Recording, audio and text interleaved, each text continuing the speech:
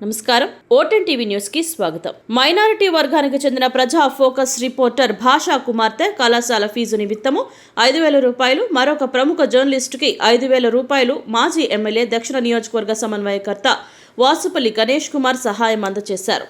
ఆసిలిమెట దక్షిణ YCP party కార్యాలయంలో సొంత నిధులతో 10,000 రూపాయల మొత్తాన్ని ఆర్థిక సాయం చేశారు. జర్నలిస్టుల కోసం వాసుపల్లి గణేష్ కుమార్ అందిస్తున్న సహాయ సహకారాల పట్ల ప్రశంసలు అందుకుంటున్నారు. ఈ సందర్భంగా ఆయన మాట్లాడుతూ, విద్యావేత్తగా పిల్లల ఉన్నత చదువులు అభ్యసించాలని, వారి విద్య కోసం తోచిన ఆర్థిక సహాయం అందిస్తున్నట్లు వెల్లడించారు. సమాజ శ్రేయస్సు కోరుతూ నిరంతరం పని ఒత్తిడిలో ఉండే జర్నలిస్టులకు చాలీచాలని జీతాలతో ఆర్థిక ఇబ్బందులు ఎదుర్కొంటున్నారన్నారు. కూటమి ప్రభుత్వం వారికి కనీసం అక్రిడేషన్ లాంటి గుర్తింపు కార్డులు కూడా ఇవ్వలేకపోవడం సిగ్గుచేటు అన్నారు. పాత్రికేయులకు ఆర్థికంగా బలోపేతం చేయాల్సిన బాధ్యత ప్రభుత్వంపై ఉందన్నారు. ఎన్నికల ముందు జర్నలిస్టులకు కూటమి ప్రభుత్వం ఇచ్చిన హామీలు తక్షణమే అమలు చేయాలని వాసుపల్లి కోరారు. లేని పక్షంలో వైఎస్ఆర్సీపీ పార్టీ అధికారంలోకి వచ్చిన వెంటనే జర్నలిస్టులను ఆర్థికంగా బలోపేతం చేసే విధంగా జగన్మోహన్ రెడ్డి దృష్టికి తీసుకువెళతామని వాసుపల్లి తెలిపారు.